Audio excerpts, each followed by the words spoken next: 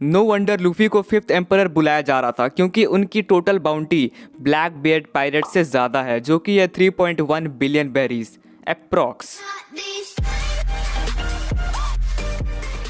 Shout out to Khalid Khan and Winrex for putting on a nice comedic argument in the comment section। मुझे तो काफ़ी हंसी आ रही थी। But anyway, welcome back to another episode of Pirate Cruise Explained, जहाँ पे हम लोग डिफरेंट पायरेट क्रूज़ को समझने की कोशिश करते हैं। और इस बार हम लोग बात कर रहे हैं ब्लैक बियर्ड पायरेट्स के बारे में, जैसा कि मैंने तुम्हें पिछले वीडियो में कहा भी था। तो काफ़ी टाइम वेस्ट हो गया, अब चलो वीडियो स्टार्ट करते हैं। हमने जब ब्लैक बियर्ड के बारे में पहली बार सुना था वह था ड्रम आइलैंड आर्क, जहाँ पे ये डाल्टन नाम का बंदा हमें बताता है कि इस आइलैंड में पहले ही एक पायरेट क्रू ने अटैक कर दिया था एंड द थिंग इज़ वो सिर्फ 5 लोग थे।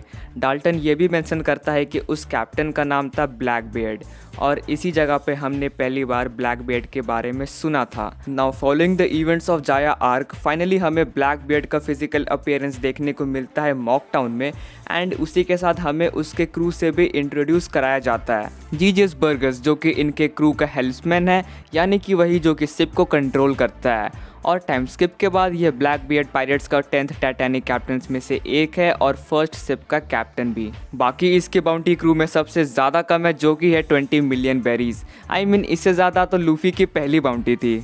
नेक्स्ट आता है क्रू का नेविगेटर लैफीट। अब अगर तुम्हें याद हो तो मरीन फूड आर्क के दौरान यह किसी तरह मरीन्स को हिप्नोटाइज कर देता है गेट ऑफ जस्टिस को खुलवाने के लिए। अब जैसा कि तुम्हें मालूम ही होगा कि वन पीस वर्ल्ड में उड़ने वाले डेविल फ्रूट्स काफ़ी कम हैं और देखकर ऐसा लगता है कि लैफीट के पास भी उड़ने का एबिलिटी है। हालांकि हमें अब तक ये नहीं बताया गया कि वह एक डेविल फ्रूट यूज़र है भी या नहीं। और हाँ, ये भी 10 टाइटैनिक कैप्टन्स में से एक है और 5th शिप का कैप्टन भी है।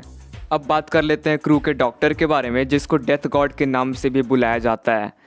एक मिनट, ये है डेथ गॉड? ये तो खुद मरने के हालत में है। Actually this is not truth. Ironically उसकी बॉडी हमेशा बीमार रहती है और इसीलिए उसको चलने फिरने के लिए एक घोड़े की भी हेल्प लगती है, जिसका नाम उन्होंने स्ट्रॉन्गर रखा है। And the most funny part is वो भी हमेशा बीमार रहता है, like seriously. But of course इसका ये मतलब नहीं है कि वो कमज़ोर होगा, क्योंकि ब्लैक बियर्ड ने यह कहा था कि उसको अपने क्रू में सिर्फ ताकतवर मेंबर्स ही चाहिए एंड इसीलिए तो वो 10 टाइटैनिक कैप्टन्स में से एक है। करेंटली वो 9th शिप का कैप्टन भी है। अब नेक्स्ट आता है वैन ऑगर, जो कि उनके क्रू का स्नाइपर है एंड एज यूजुअल ये भी 10 टाइटैनिक कैप्टन्स में से एक है जो कि 3rd शिप को संभालता है, यानी कि 3rd शिप का कैप्टन है। और इसी के साथ ये थे हमारे शुरुआती ब्लैक बियर्ड पायरेट्स। अब क्योंकि ब्लैक बियर्ड को लूफी की एक्चुअल बाउंटी पता चल जाती थी जो कि थी 100 मिलियन बेरीज, जिसके बाद वह उसको पकड़ने के लिए जाता है, हालांकि वह फेल हो जाता है। Now to become a warlord उसको ज़्यादा इंतज़ार नहीं करना पड़ता है, क्योंकि पॉडकास्ट डी एस बदले की आग में उससे खुद लड़ने चला आता है और फिर दोनों के बीच होता है घमासान लड़ाई, जिसमें ब्लैक बियर्ड जीत जाता है। पता नहीं इस चीज़ को मैं कितनी बार बता चुका हूँ अपनी वीडियोस में। खैर, अब एस को पकड़वाने के बाद ब्लैक बियर्ड एक वारलॉर्ड बन जाता है, बहुत ही कम समय के लिए, क्योंकि ये रिवील होता है कि ब्लैक बियर्ड का असली मकसद इम्पेल डाउन में जाना था। इम्पेल डाउन के 6th लेवल से वो वहाँ के कुछ क्रिमिनल्स को आज़ाद करवाता है और उनको अपने क्रू में इन्वाइट करता है, जिसमें से एक का नाम है वैस्को सॉर्ट, जो कि पहले के कुछ लेजेंडरी क्रिमिनल्स में से एक है। फिलहाल ये ज़्यादातर वक्त नशे में रहता है, पर हाँ, ये एक नशेड़ी तो है, पर ये 8th शिप का कैप्टन भी है। अब नेक्स्ट है सैन वॉन वुल्फ, जो कि एक जाइंट है and currently he is the captain of 7th ship. Now next is the most dangerous female pirate, जिसको अब तक इम्पेल डाउन में कैद किया गया था। Her name is Katrina Devon और ब्लैक बियर्ड पायरेट्स में अभी तक यही एक फीमेल मेंबर है और साथ ही साथ ये 6th शिप की कैप्टन भी है। अब अगला मेंबर है एवेलो पिज़ारो, जिसको करप्ट किंग के नाम से भी जाना जाता है, जो कि बहुत पहले नॉर्थ ब्लू के किसी किंगडम का एक किंग था। हालांकि थोड़ा कांड वांड करने के चक्कर में उसको इम्पेल डाउन में बंद कर दिया जाता है।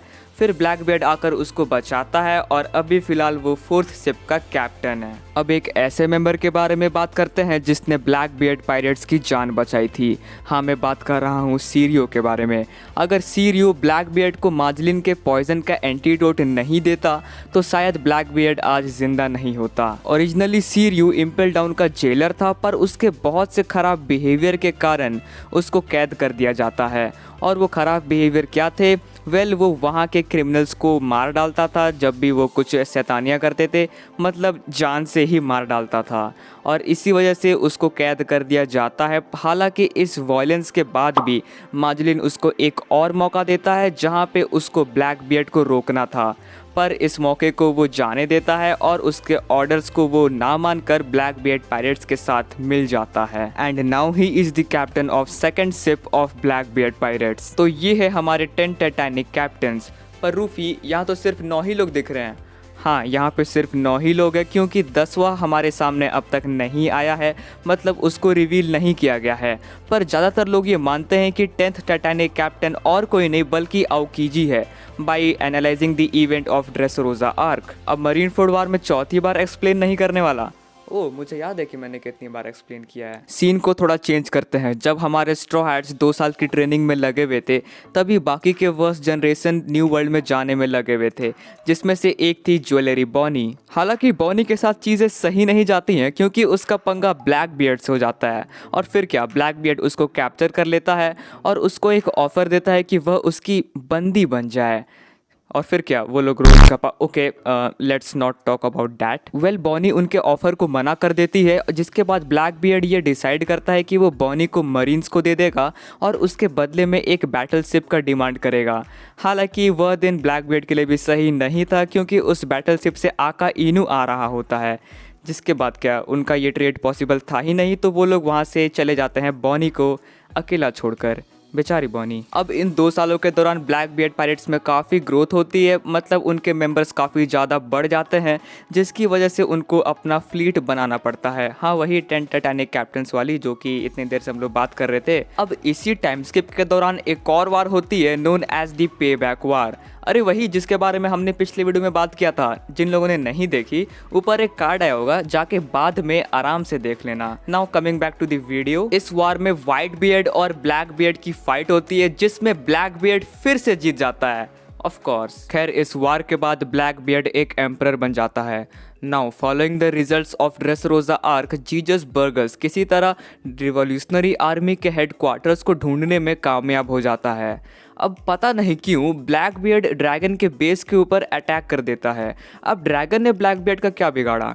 एनीवे, हमारे पास इस वार के ज़्यादा डिटेल्स नहीं हैं। हाँ, पर ब्लैकबियर्ड उनके बेस को डिस्ट्रॉय ज़रूर कर देता है, लेकिन फिर रिवॉल्यूशनरी आर्मी भी उनके एक सबऑर्डिनेट क्रू जो कि थे बीच बियर्ड पायरेट्स, उनकी बैंड बजा देती है। अब फाइनली हम लोग वानो आर्क में आ चुके हैं जहाँ पे ब्लैकबियर्ड बिहाइव आइलैंड में आराम कर रहा है। हाँ, उसी जगह जहाँ पे रॉक्स डी ज़ेबेक ने अपना क्रू फॉर्म किया था। खैर, अब इस आइलैंड में एंट्री मारते हैं हमारे मोरिया भाई साहब।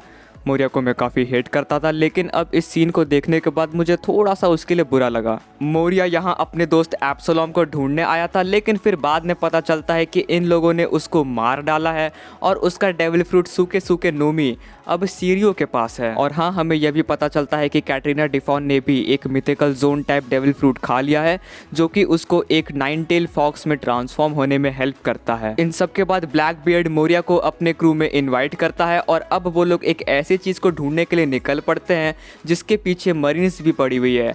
अब वो क्या है, वेल, मुझे नहीं पता। तो यार, वीडियो को पूरा देखने के लिए तुम्हारा बहुत बहुत शुक्रिया। इस वीडियो को शेयर करो यार ज़्यादा से ज़्यादा लोग तक जो कि वन पीस देखते हैं। एंड यार, तुम लोग मुझे चाहो तो इंस्टाग्राम में और डिस्कॉर्ड में भी फॉलो कर सकते हो। एंड मोर इम्पॉर्टेंटली, कमेंट करना मत भूलना। कमेंट कर बताओ कि तुम्हारा फेवरेट क्रू मेंबर कौन सा था। Now see you on the next video. Bye.